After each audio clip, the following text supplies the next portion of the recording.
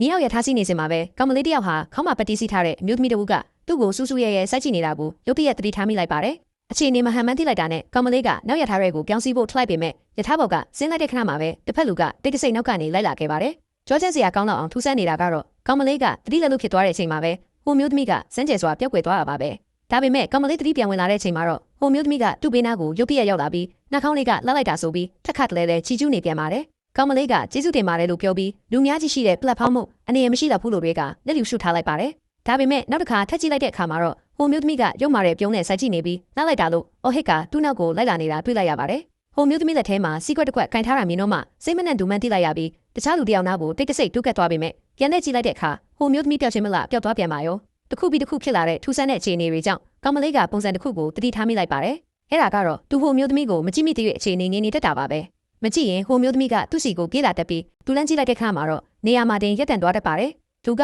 လမ်းသွားလဲလာတွေကိုအခုညီတောင်းဖို့စူးစမ်းပါတော့တယ်။ထူးဆန်းတာကဘေးနားကလူတွေဟာဟိုမျိုးသမီးကိုလုံးဝမမြင်ရတယ်လို့ဖြစ်နေပြီးကောင်မလေးကများဆိုးရတဲ့အငွေ့တက်ကိုချက်ချင်းခံစားလိုက်ရပါတယ်။တခြားလူတွေမမြင်ရဘူးဆိုရင်ဒါဟာလူသားစစ်စစ်မဟုတ်နိုင်ပါဘူး။သူ့တန်တရားကိုအတီးပြုတ်ဖို့အတွက်ဖုံးကိုထုတ်ပြီးကင်မရာဖွင့်ကြည့်လိုက်ပါတယ်။ပတ်ဝန်းကျင်တစ်ခုလုံးကိုလိုက်ရကြည့်ပေမဲ့ဖုံးမျက်နှာပြင်ပေါ်မှာတော့ဟိုမျိုးသမီးရဲ့ပုံရိပ်ကိုလုံးဝရှာမတွေ့ခဲ့ပါဘူး။ကြောက်ရွံ့မှုတွေလွှမ်းမိုးသွားတဲ့အချိန်မှာပဲဟိုမျိုးသမီးကသူ့ရှိတဲ့တဲမှာရုပ်တရက်ပွားခန့်နေပေါ်လာပါတော့တယ်။သူအော်မဟဲလိုက်နိုင်ခင်မှာပဲဟိုမျိုးသမီးကင်ထားတာစီကွက်မဟုတ်ပဲပြားအမြင့်ဇာလဖြူလေးအက်ဆစ်ပလင်းဖြစ်နေတာကိုသိလိုက်ရပါတယ်။ကြည့်ရတာဟိုမျိုးသမီးကသူ့မျက်နှာကိုရုပ်ကဲစင်းချက်ဖြစ်အောင်လုပ်ဖို့ရည်ရွယ်ထားပုံပါပဲ။သူလည်းချက်ချင်းလှည့်ပြီးထွက်ပြေးရမဲ့ဟိုမျိုးသမီးကမရက်မနာတစ်ခေါက်လိုက်လာခဲ့ပါတယ်။သူဦးရပါရနဲ့မဟိုက်သွားတဲ့အထိပြေးပြီးနောက်မှာတော့လွမြောက်သွားပြီလို့ထင်ပြီးရက်တက်လိုက်ပါတယ်။အဲ့ဒီအချိန်မှာပဲမျက်နှာချက်မီလုံးတွေကပုံမှန်မဟုတ်ပဲမိတ်တုတ်ဖြစ်လာပါတော့တယ်။ဘာကြောင့်လဲဆိုတာသူနားမလည်နိုင်ခင်မှာပဲကြောက်မက်ဖွယ်ရေမော့တန်ကြီးကသူ့နောက်ကျောဘက်စီကနေပဲ့တင်ထက်လာတဲ့အတွက်ကြောက်လုံးလို့ကျန်းတင်ပေါ်ခွေလေးကျသွားပါတယ်။အဲ့ဒီအချိန်မှာပဲဟိုမျိုးသမီးရောက်လာတာကြောင့်ကောင်မလေးကကုန်းယုံထားပြီးအင်တာခန့်ထဲကိုပြေးဝင်ပုံလိုက်ပါတယ်။သူ့စိတ်ထဲမှာအသက်ရှင်လို့စိတ်တွေပြင်းပြပျောက်လောင်လာခဲ့ပါတယ်